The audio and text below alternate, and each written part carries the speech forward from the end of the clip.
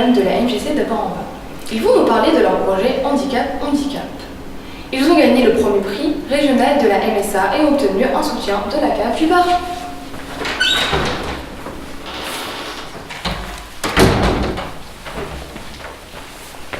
Me voilà enfin avec eux. Pour commencer, je vous laisse vous présenter. Je m'appelle Najwa, j'ai 14 ans, j'habite à Schirmeck, je suis vice-présidente du conseil des jeunes et ça fait 8 ans que je fais du théâtre. Je m'appelle Iliana, j'ai 14 ans, j'habite à Schirmeck, je suis présidente du conseil des jeunes et ça fait 7 ans que je fais du théâtre. Je m'appelle Luan, j'ai 13 ans, j'habite à Lutzelouz et ça fait 4 ans que je fais du théâtre. Je m'appelle Enora, j'ai 13 ans, j'habite à Lutzelouz et je fais partie de la troupe à nous. Je m'appelle Laurine, j'ai 14 ans, j'habite à Schirmeck et je fais partie de la troupe à nous. Je m'appelle Emma, j'ai 14 ans, j'habite à Schirmeck et ça fait 5 ans que je fais du théâtre. Maintenant, parlez-moi de votre projet. Donc notre projet consiste à sensibiliser les gens aux personnes porteuses de handicap, car nous trouvons que l'homme en général les met à l'écart. Pour cela, nous avons décidé, nous les jeunes, de créer un court-métrage. Nous avons rencontré des personnes porteuses de handicap pour parler avec eux de leurs difficultés au quotidien. Ensuite, nous avons pris l'initiative de rencontrer des commerçants de Schirmeck pour parler avec eux de leur aménagement et surtout savoir pourquoi ils ne peuvent pas aménager leur bâtiment. Nous avons rencontré Aurélie Millière, qui est atteinte de la sclérose en plaques. Elle habite à Schirmeck et sa maison est adaptée et aménagée par son propriétaire. Elle possède un chien d'assistance qui s'appelle Espoir. Comment t'es venue cette maladie ? Alors on ne connaît pas trop les origines directes de la maladie. On sait qu'il y a un côté génétique, puisqu'en général quand on a un parent qui a déjà eu cette maladie, on a plus de chances de l'avoir. Après on sait que ça touche aussi plus les femmes que les hommes, tout ça, mais bon voilà. Et moi ça m'est venu après avoir, donc à 16 ans j'ai eu le vaccin de l'hépatite B. Et j'ai commencé à ressentir une grosse fatigue et je pense que c'est à partir de là que j'ai développé les premiers signes de la maladie. Et ça a mis beaucoup de temps avant que le diagnostic en fait soit fait, puisque le diagnostic se fait par des examens comme l'IRM, donc l'imagerie à résonance magnétique, qui n'était pas une technologie il y a 10 ans qui était très répandue.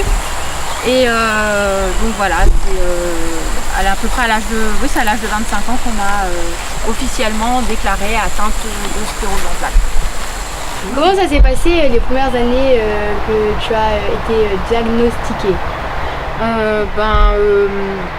En fait j'ai eu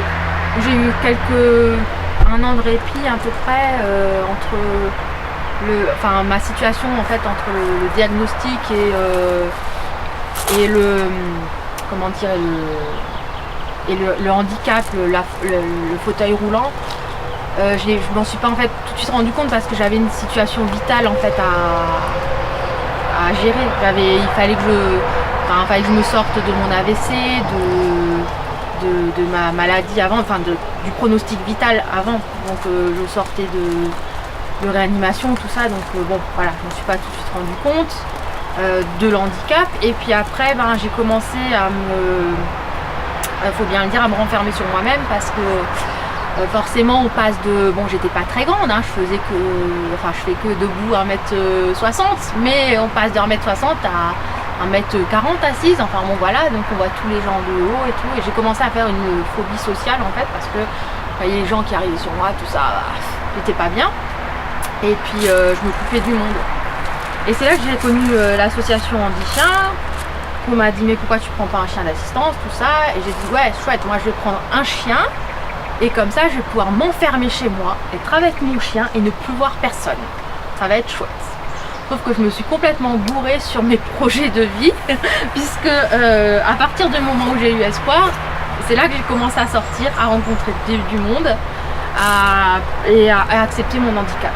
C'est lui en fait qui m'a fait accepter la situation.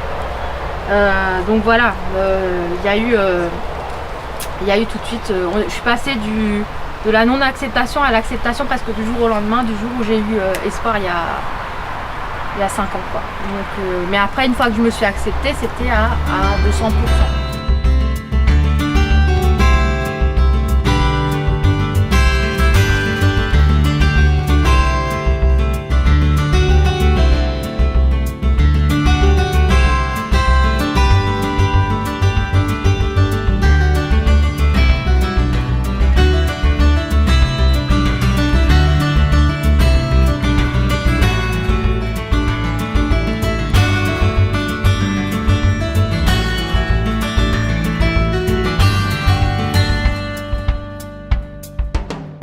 ça fait 6 ans que j'habite avec mes parents donc à Schirmeck et que je cherchais un logement et c'est vrai que j'ai eu énormément de mal à trouver parce que les logements accessibles ici c'est très très rare et fallait surtout aussi trouver des propriétaires qui veulent bien me louer un logement en sachant que quand j'ai trouvé enfin un logement accessible il y a 3 ans de ça, il y a un propriétaire qui n'a pas voulu me louer le logement parce qu'il avait peur que je lui raye le parquet avec le fauteuil. Donc c'est pour dire à quel point des fois les personnes ont peur du handicap et de ce que ça peut entraîner et ne sont pas ouverts sur la question. Et complètement par hasard, je suis tombée donc sur ce logement et j'ai rencontré donc le propriétaire. J'ai vu que le logement était vraiment pas du tout aménagé, hein. C'était vraiment un chalet dans son jus. C'était le chalet rustique qui était loué à des chasseurs auparavant. Donc c'était vraiment, il y avait tout à faire.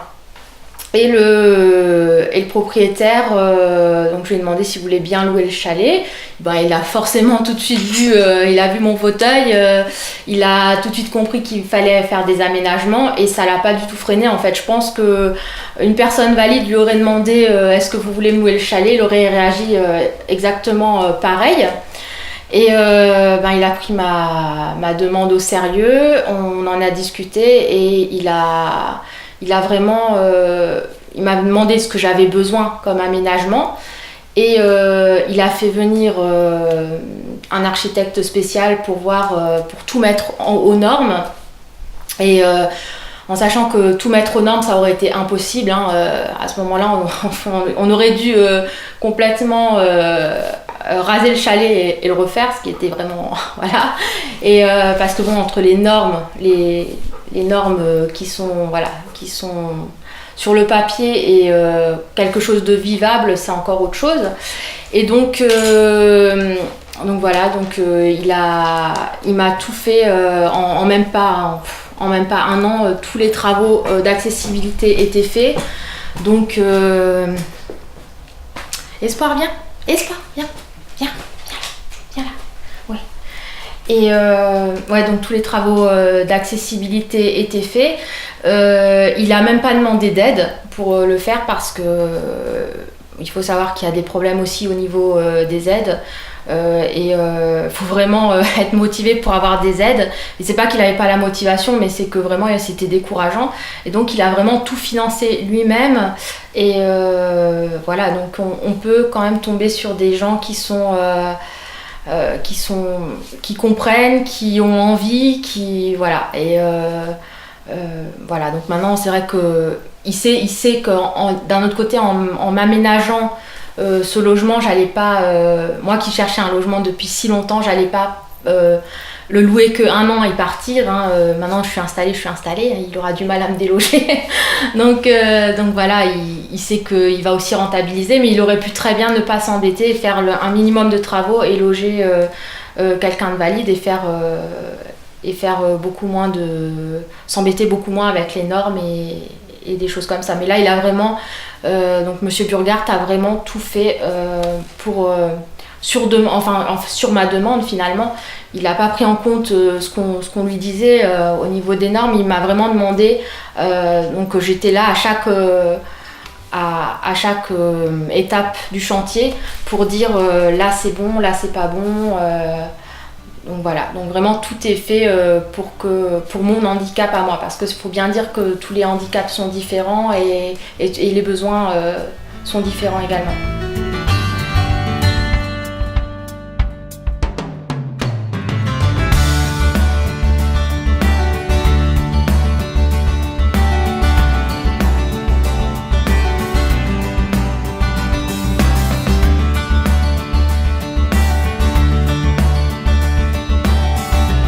Par rapport à tes déplacements, tu te déplaces comment en dehors de ta maison pour aller au magasin, tout Ouais. comme ça? En dehors de ma maison, c'est vrai que j'ai un cercle quand même assez restreint, hein. ça va jusqu'à Schirmeck Centre, hein, je vais pas beaucoup plus loin. Je me déplace avec heureusement que j'ai ce fauteuil électrique qui a quand même une autonomie il fait à peu près, avant de le recharger, je peux à peu près faire 20 km. Donc c'est vrai que je vais par la route, parce que c'est considéré en fait comme un véhicule, comme au titre d'un vélo ou d'un scooter, on est considéré comme un véhicule. C'est pour ça qu'il a le kit routier, entre guillemets, les phares, tout ça. Il faut qu'on respecte le code de la route, on est considéré comme un cycliste ou pas. Donc après, l'autre histoire, bien sûr, qui est un peu plus compliquée, l'autre paramètre, c'est les gens qui font pas forcément attention à nous, les automobilistes qui passent très près, qui font pas attention, qui nous voient pas, qui nous doublent à la sauvage alors qu'ils devraient pas, qui roulent trop vite.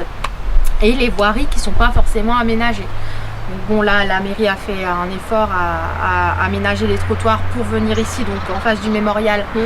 Les trottoirs n'étaient pas rabaissés, donc on ne pouvait pas descendre ni monter du trottoir. Donc voilà, j'étais obligée de rouler sur la route et de prendre des dangers. Là, maintenant, les trottoirs sont aménagés, donc je roule tout le long du trottoir, donc je suis quand même en sécurité. Mais c'est vrai que je ne peux pas aller partout quand même. Ça reste des circuits que je connais, parce que quand on est dans ma situation avec les problèmes d'accessibilité, on ne peut pas se permettre de partir à l'aventure et de se dire je vais faire un chemin que je connais pas seul. En tout cas, on ne peut pas le faire, quoi. Donc je reste quand même toujours plus ou moins, et après les gens me connaissent. Je sais que si sur un circuit que je fais tous les jours, je tombe en panne, les gens ils vont se dire c'est pas normal qu'elle soit arrêtée, c'est pas normal donc ils vont venir, donc il n'y a pas de problème. Nous avons constaté que chez Aurélie, tout était bien aménagé et nous nous sommes posé la question si c'était partout pareil. Donc pour cela, nous avons donc pris l'initiative de rencontrer Julie du Point Info Habitat, qui elle-même est atteinte d'une maladie.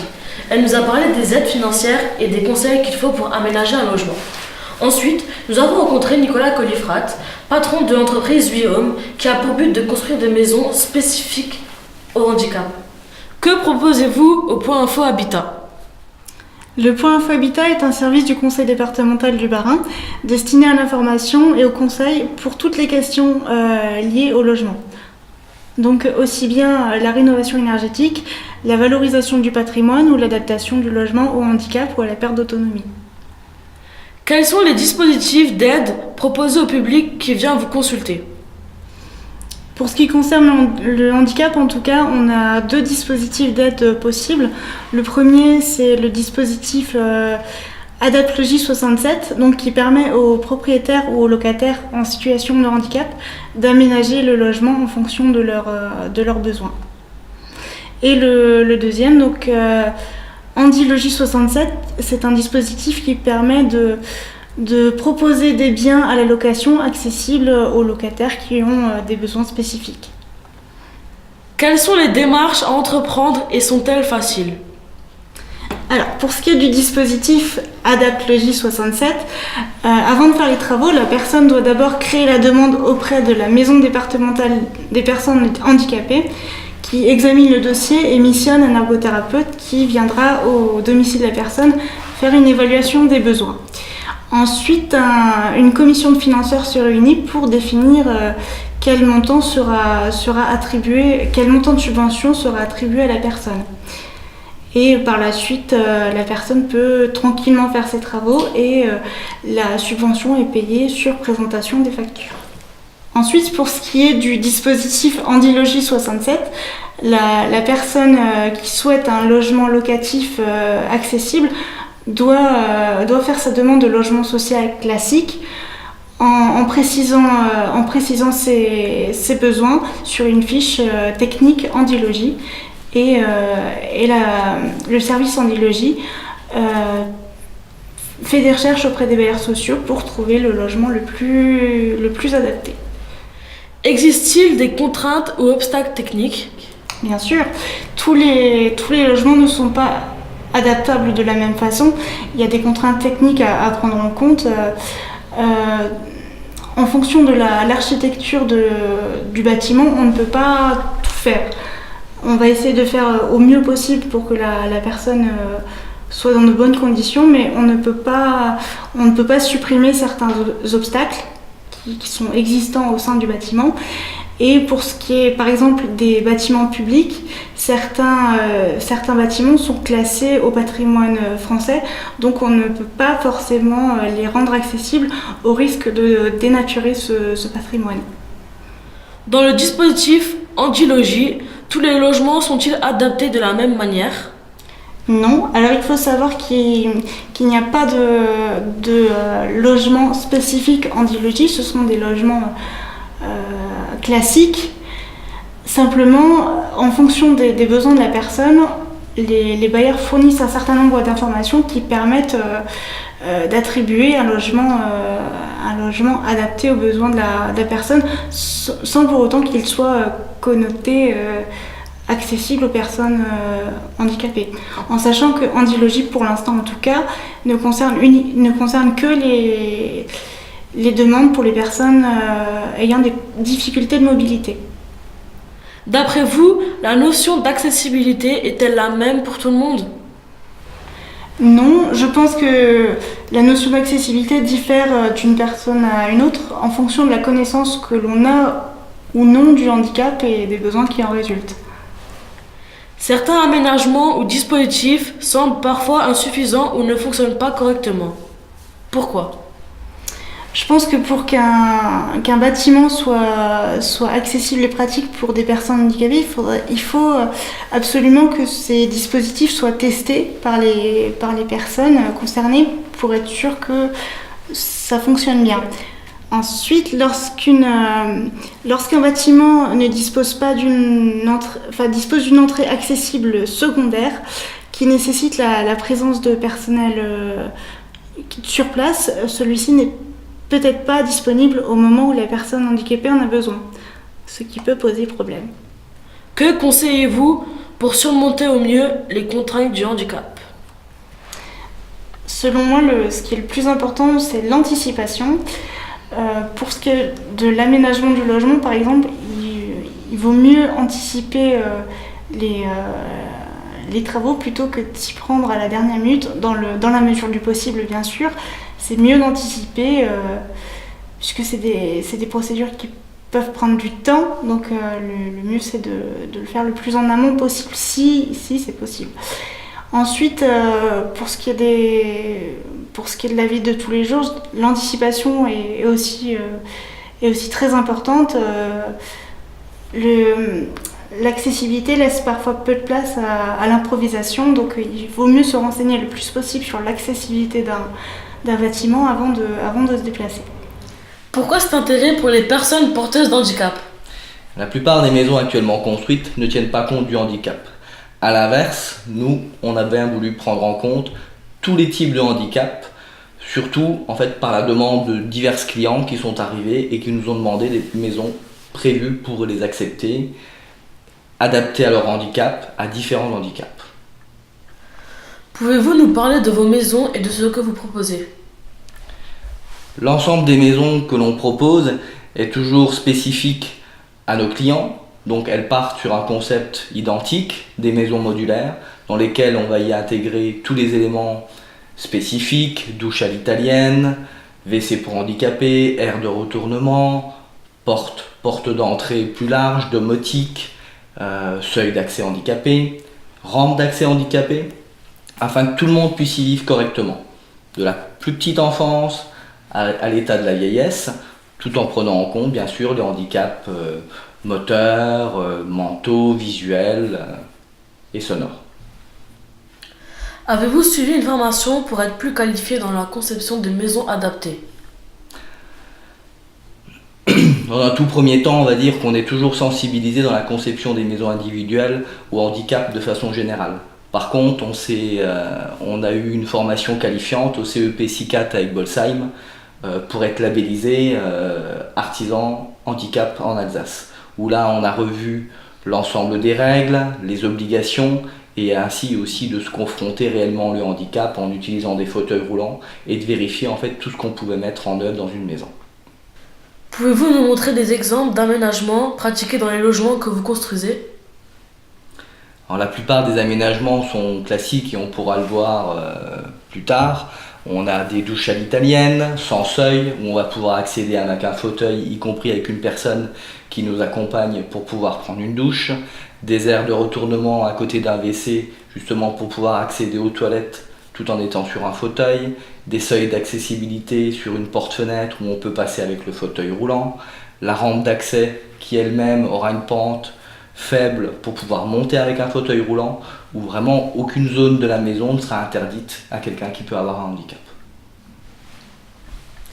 Êtes-vous la seule entreprise en Alsace dans ce domaine? Nous sommes effectivement la seule entreprise en Alsace à avoir une maison témoin prévue pour les handicapés, réalisée selon le concept en fait de l'architecture universelle. Donc une maison prévue pour tout le monde, autant pour des enfants que pour des adultes, que pour des personnes vieillissantes, mais aussi pour des gens aveugles, pour des gens qui ont simplement mal au dos, mais où tout est vraiment prévu pour que la maison soit la plus facile et la plus confortable. Comment peut-on adapter la maison en fonction des handicaps? Ce sera principalement, on va dire, le handicap moteur qui aura le plus en fait de conséquences sur la construction d'une maison, notamment la largeur des portes, les seuils de porte. Donc dès lors qu'on tient en compte et qu'on prend compte de tous ces éléments-là, il sera d'autant plus facile pour réaliser une maison et pour accueillir un handicapé. En combien de temps environ peut-on obtenir une maison adaptée? Alors dès lors qu'on va dire qu'on est à peu près d'accord sur un programme avec un handicapé, qu'on l'a fait vérifier, on va dire le délai moyen pour construire une maison est d'environ 4 mois. Nous avons ensuite rencontré Madame Dardini, patronne de la boulangerie chez Manu à Schirmeck. Elle nous a expliqué que c'était surtout des problèmes techniques qui l'empêchaient de mettre son magasin aux normes. Nous sommes ensuite allés chez Madame Rousseau, patronne du Confiti Valley à Schirmeck, qui a fait beaucoup d'efforts.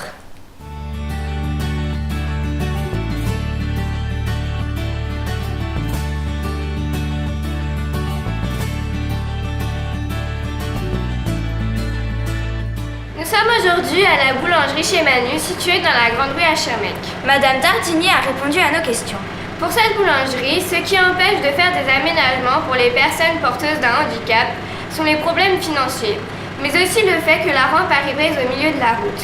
Il est envisagé d'installer une sonnette pour servir les clients sur le pas de la porte. L'accès par l'arrière du magasin ne serait pas possible car il faudrait traverser l'atelier de fabrication et cela poserait des problèmes d'hygiène. Sans une dérogation et une mise aux normes minimum du magasin, une amende de 15 à 20 000 € est encourue.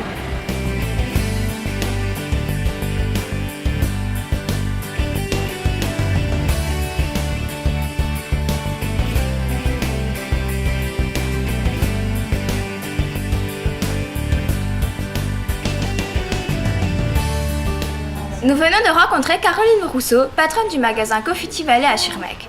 On lui a posé des questions quant à l'équipement de son magasin pour l'accès aux personnes porteuses d'un handicap.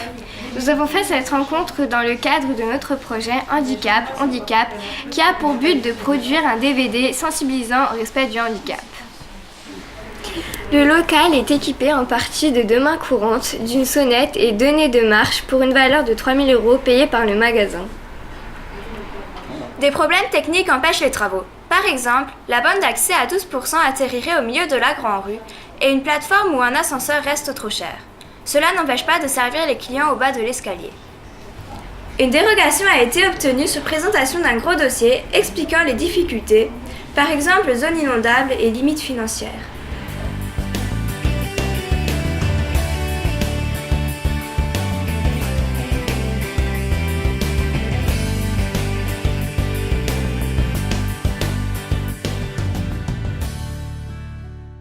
Nous avons été au Quai Jouet à la rencontre d'Aurélia Bourgard qui nous a parlé des contraintes d'aménagement pour les personnes porteuses d'handicap. Elle va également mettre en place une main courante, des bandes jaunes fluorescentes sur les marches d'escalier ainsi qu'une sonnette. Elle ne peut malheureusement pas mettre en place une rampe d'accès à cause de la route ni de l'ascenseur, faute de place.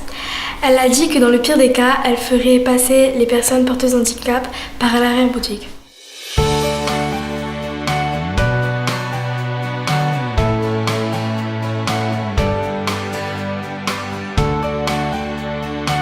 Nous avons interviewé Aurélia Bourgard du magasin King Jouet. Nous lui avons posé des questions sur la possibilité d'aménagement du magasin pour les personnes porteuses d'handicap. Elle pense être dans les délais.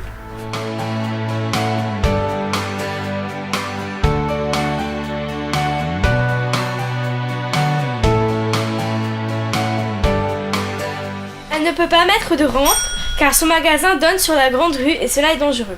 Elle va donc faire installer une main courante à l'extérieur avec une sonnette et des bandes phosphorescentes sur les escaliers pour les personnes malvoyantes.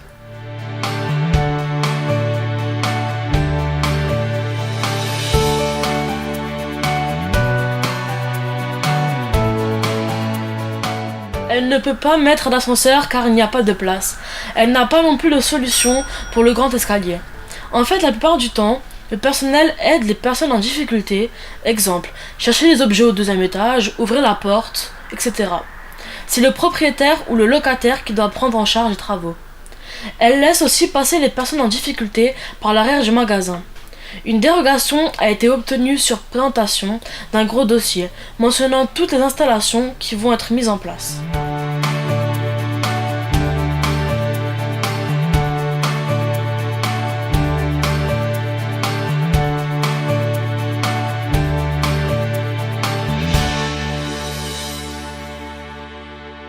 Aussi par rapport au train, l'accessibilité c'est pas trop ça on va dire, non?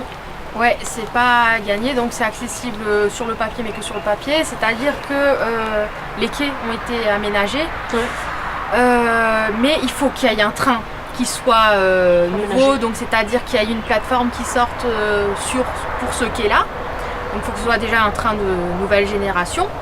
Et on ne sait jamais, c'est le loto, on peut même si on téléphone à la SNCF, ils ne savent pas si c'est un nouveau train ou un ancien train, donc bon voilà.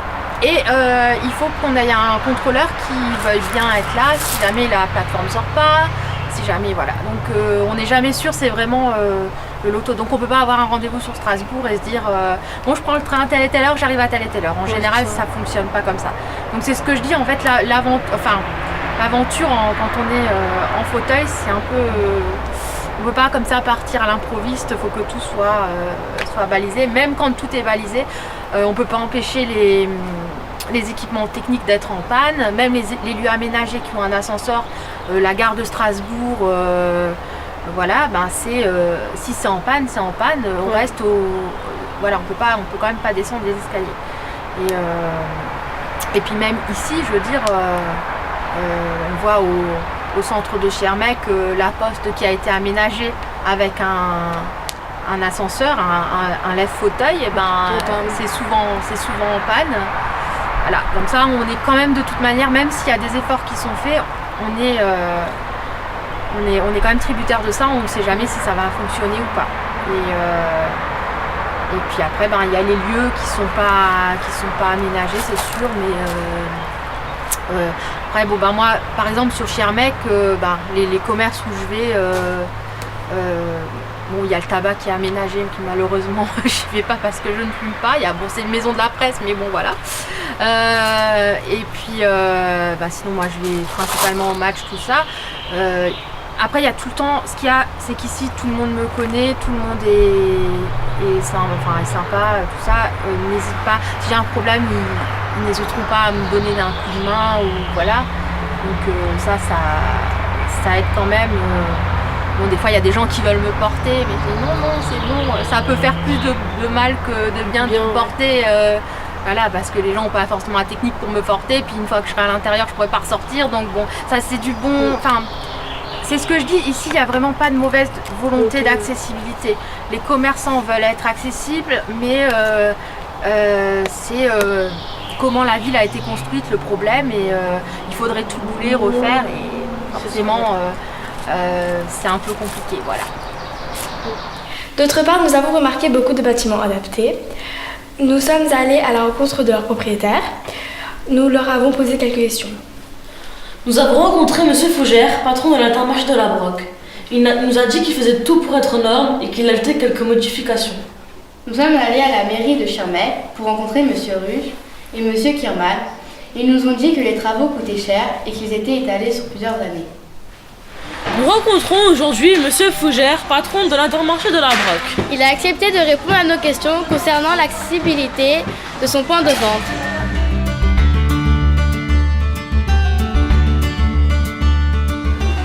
Est-ce une volonté personnelle d'avoir adapté l'établissement? Nous adaptons nos établissements à recevoir des handicapés dès la conception. Donc c'est pas forcément une volonté personnelle, mais c'est dans notre approche des choses. Chaque fois que nous réalisons des travaux ou chaque fois que nous faisons des modifications de la surface de vente, on intègre dans la réflexion l'accessibilité aux handicapés. Avez-vous apporté des modifications récentes à l'établissement par rapport aux normes d'accès? Quel est le coût de ces travaux? Avez-vous eu une aide? Et à quelles personnes ces modifications sont-elles utiles? Nous avons effectivement apporté des modifications à plusieurs reprises ces dernières années. À chaque fois que nous réalisons des modifications, nous intégrons dans notre réflexion l'accessibilité handicapée. Néanmoins, dernièrement, c'est-à-dire l'année dernière, nous avons aménagé notre parking pour pouvoir accueillir un peu mieux les handicapés malvoyants. Ces travaux nous ont coûté environ 4 000 € hors taxes, et pour la réalisation de ces travaux, nous n'avons aucune subvention. Une fermeture de l'établissement a-t-elle été nécessaire?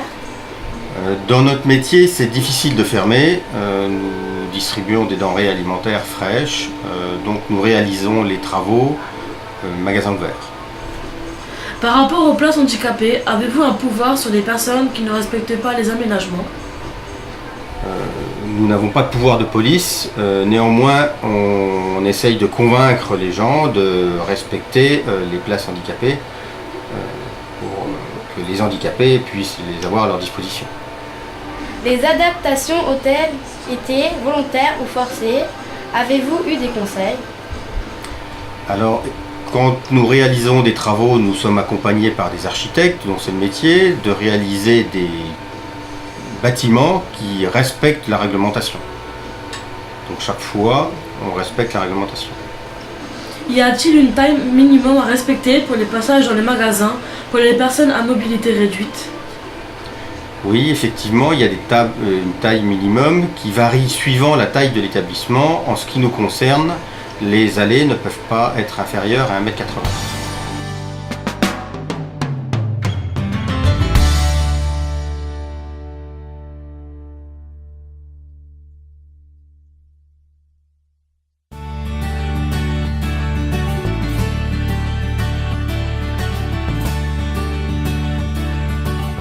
Est-ce une volonté personnelle d'avoir adapté les bâtiments?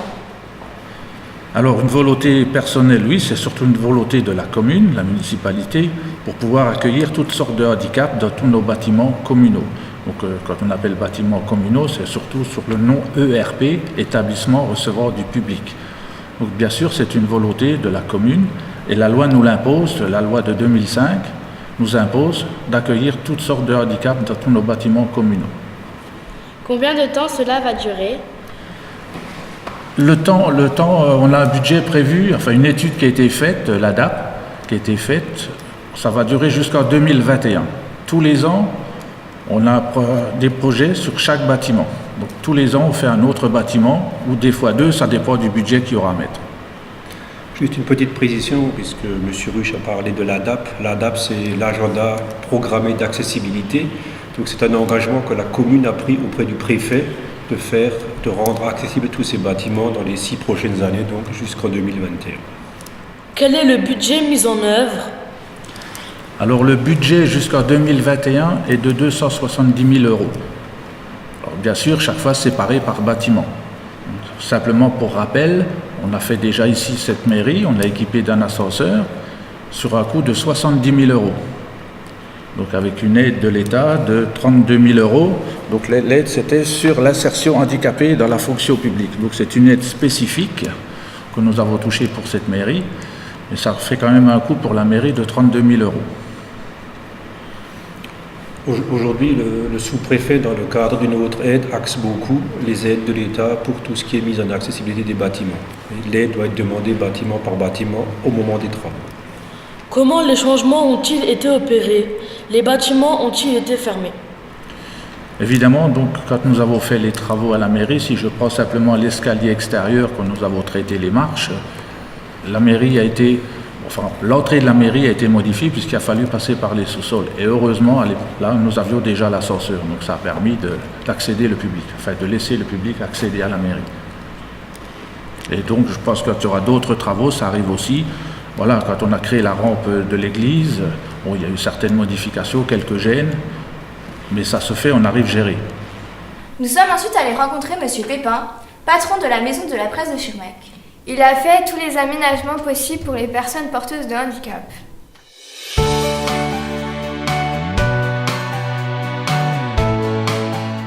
Nous voici maintenant à la maison de la presse de Schirmeck, où des travaux ont été effectués pour l'accès aux personnes porteuses d'un handicap. Nous allons poser des questions à Monsieur Pépin qui a réalisé des travaux dans son magasin. Est-ce une volonté personnelle? Oui. Nous avons profité de la modernisation du tabac en 1998 pour mettre en conformité l'accès aux handicapés. En effet, il y avait plusieurs marches à l'époque et lors de cette modernisation, on a décidé de baisser et d'être au niveau de la rue. Quel a été le budget mis en œuvre? Le budget il a été conséquent, plusieurs milliers d'euros, parce qu'il était porté sur la modernisation aussi. Ça incorporait un tout. Pendant les travaux, l'établissement a-t-il dû fermer ses portes? Non. En effet, on a décidé de déménager dans la réserve pour garder un maximum de clients. Parce que la période était de 3 mois. Avez-vous d'autres choses à ajouter?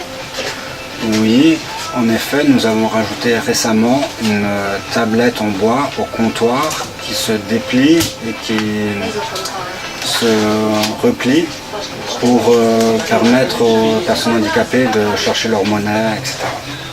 Nous sommes partis à l'EHPAD du parc de Schirmeck.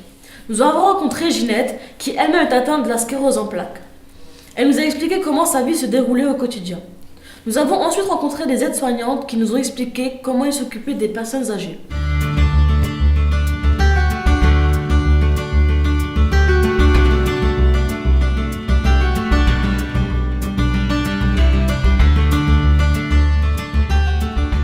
Quelle est votre maladie?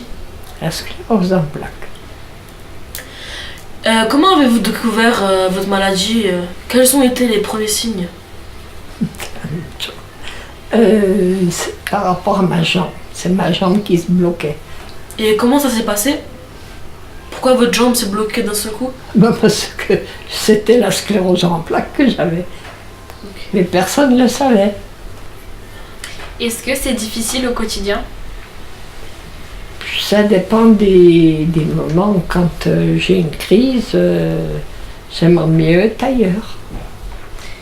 Est-ce que le personnel vous aide bien? Ah oui, ça se va. Est-ce que vous participez encore à la vie de la maison de retraite? Ah oui. Vous faites des activités par exemple? Oui. Quoi comme? Eh bien, le lundi, on a gym douce. Oui, gym douce. Et l'après-midi, bricolage. Le mardi, on a dessin. L'après-midi, on avait eu bricolage de nouveau. Le mercredi, on a le loto.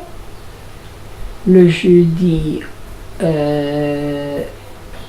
a... je ne sais plus comment... Il faut que je regarde sur l'emploi du temps. Super. Et le vendredi, ils viennent pour les menus, parce qu'ils ont les menus pour le soir. Et alors, si ça ne nous plaît pas, on prend un menu de substitution. Et alors, ça va. Et le samedi, dimanche, alors ça dépend qui est là. Il faut un loto. C'est les aides-soignants qui font un loto. Et sans ça, il n'y a rien. D'accord. S'il fait beau, on va se promener. On va dehors. Mais maintenant, je crois que c'est... Qui a financé votre fauteuil roulant?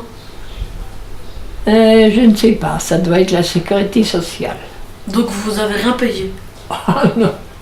Ok. Oh, non. Je demande comme j'aurais pu.